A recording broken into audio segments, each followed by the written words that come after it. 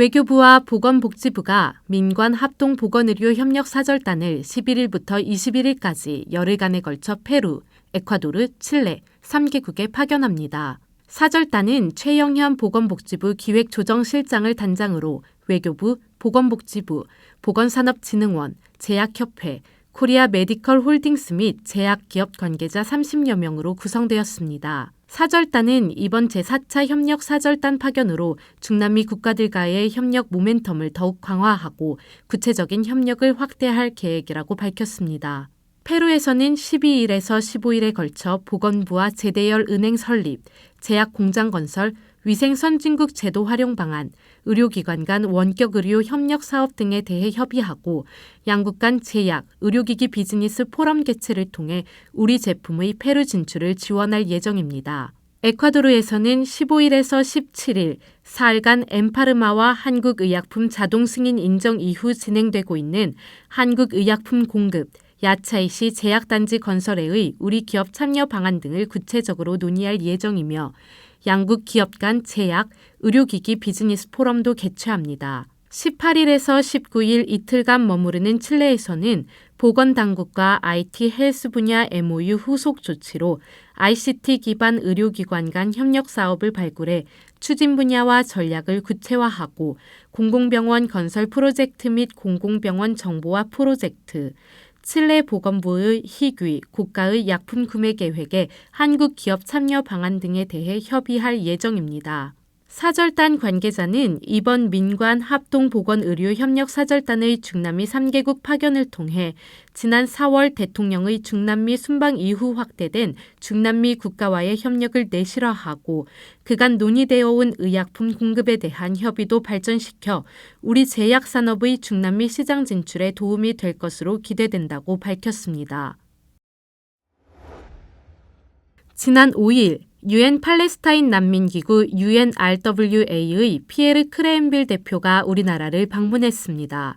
크레엔빌 대표는 방한 기간 중에 서울 세종로 외교부 청사에서 기자들과 만나 교육이나 보건 등의 분야에서 UN 팔레스타인 난민기구와 한국과의 보다 강력한 수준의 협력 기회를 모색하기 위해 한국을 찾았다며 한국의 6.25 전쟁의 폐허를 딛고 성공한 경험이 팔레스타인 난민들에게도 강력한 희망의 메시지가 될 수 있다면서 한국과의 파트너십 강화를 희망했습니다. 피에르 크레엔빌 대표는 방한 기간 동안 조태열 외교부 2차관과 정부 무상원조 전담기관인 한국국제협력단 코이카 김영목 이사장 등을 만났으며 한국은 교육 부분에서 큰 성공을 이루었고 팔레스타인 난민 지원을 하는 우리가 배울 점이 많다면서 이런 분야에서 우리가 한국과 협력할 여지가 크다고 밝혔습니다.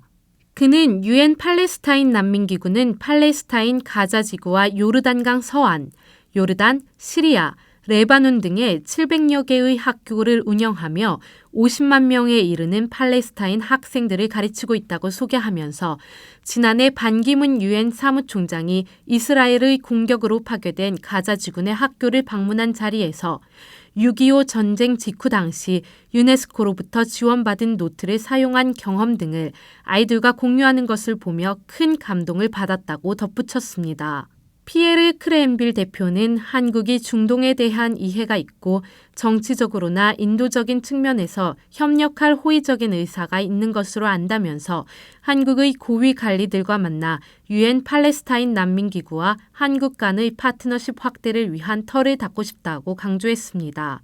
특히 한국은 6.25 전쟁에도 정치, 경제, 교육 모든 면에서 많은 것을 이뤘다면서 한국이 성취한 것은 팔레스타인 난민들에게도 매우 강한 희망의 메시지가 될 수 있다고 전했습니다.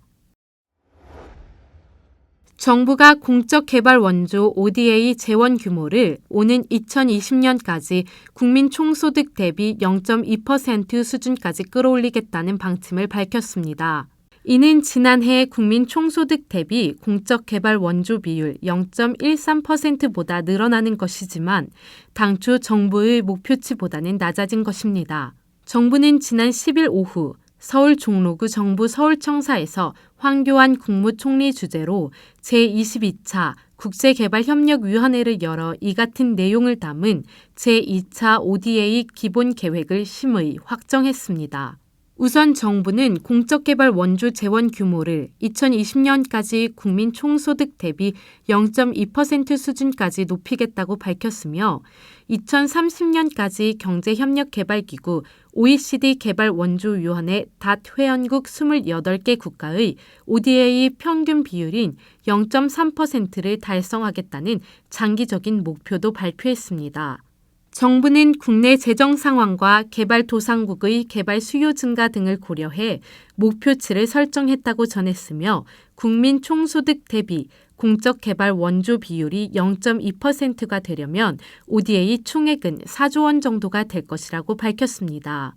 또한 정부는 제3자에 의한 사업 평가도 확대해 ODA 사업의 문제점을 개선해 나가고 사업이 끝난 뒤 5년이 되는 시점에 사후 관리 실태 점검을 벌여 ODA 사업의 실효성을 지속적으로 확인할 방침입니다.